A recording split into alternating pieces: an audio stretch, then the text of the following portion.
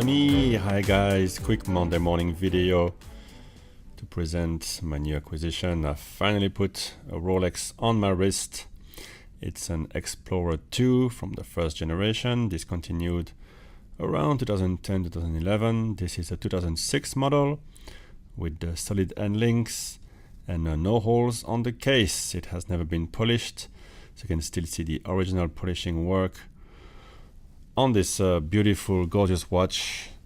Since this is a post 2000 model, it has a super luminova lume, so you have a decent lume, very strong when you recharge it, and it gets pretty weaker pretty quickly, but it does last all night. The watch is superb. It has the polar dial, and I got it here in Hong Kong from a reputable seller, and as he said, this is as good as wearing money, because he'll be happy to buy it back anytime. These are really great investments if you want.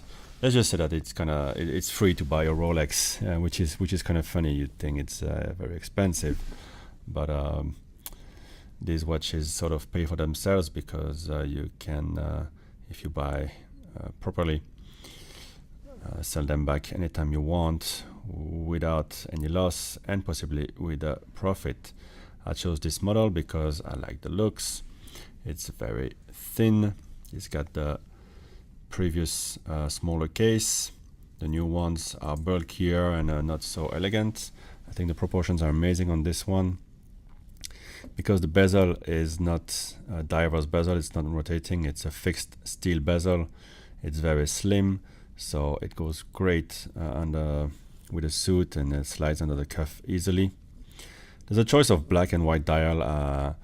At first I didn't like the white ones, but in person they're incredibly pretty, and I really fell in love with the white dial. But the black ones are great too, and they're very nice, and they're almost equivalent. I think the white one has something special.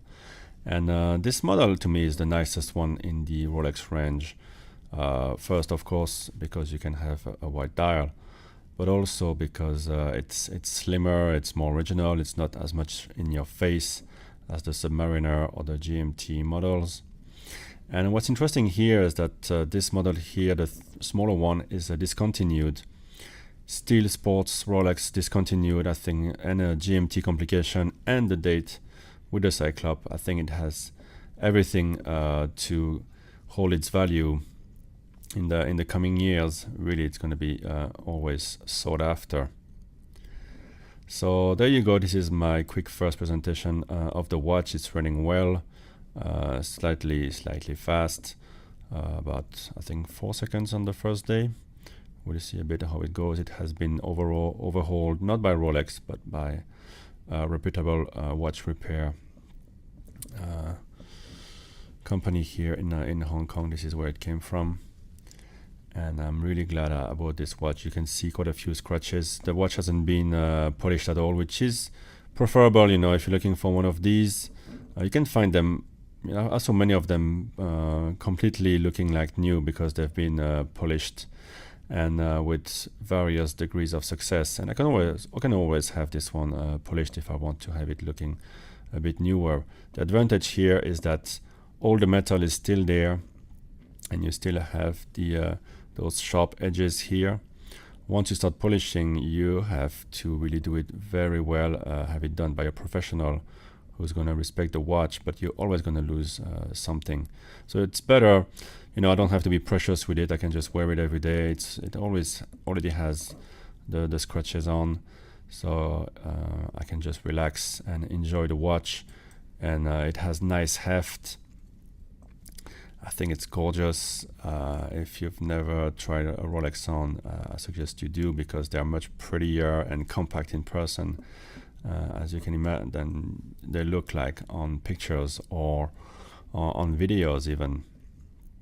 And everything is really crisp on the dial. It's just a different level of finish and quality. This is the back of the watch. The clasp works well. I've managed to adjust it exactly where I wanted to have it. And yeah, very comfortable bracelet. You know, it feels very solid. It's just a great watch. I'm really happy with this purchase, and it goes well in my collection because, you know, I have the Moon watch, a big watch with a black dial, so it was nice to have something in white. I think another black watch would have been too much for me. Anyway, I will do more videos about this watch. Feel free to ask any questions if you're interested in purchasing one of these, because I've been looking around, seen a few, and they often come without box, without papers, so you have to be a bit careful here. You know, the paper is a bit like an ID card. You know, without it, you're kind of illegal. And when it comes to a watch, well, if a watch without papers mean that it could have been stolen, and you might run into a problem when you want to have it serviced by Rolex in case they've been informed by the police.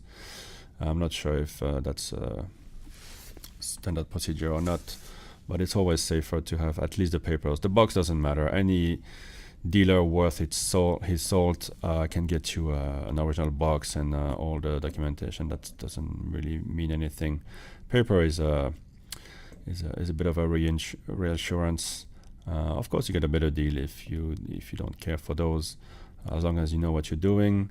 And you know the saying: you buy the watch, but you buy as well the seller, even more than the watch. And in this case, I can trust the seller who sold me this watch. He deals in very in large volumes, in very nice pieces, much more expensive than this. So there you go, Rolex Explorer II, first generation, and look out for more. I think this one is D serial. I have the paper somewhere already tucked in. Let me look in my box right here. Yeah, it's a D serial, which I believe is 2006, and the reference of those Rolex is obviously 16570. While the bigger ones that you see now with the orange GMT hand are the 216570. You can see the solid end links here. And the GMT hand here is red. I think it's a bit nicer than the new one, which are orange. There you go. All right, speak to you in the next one. Bye-bye.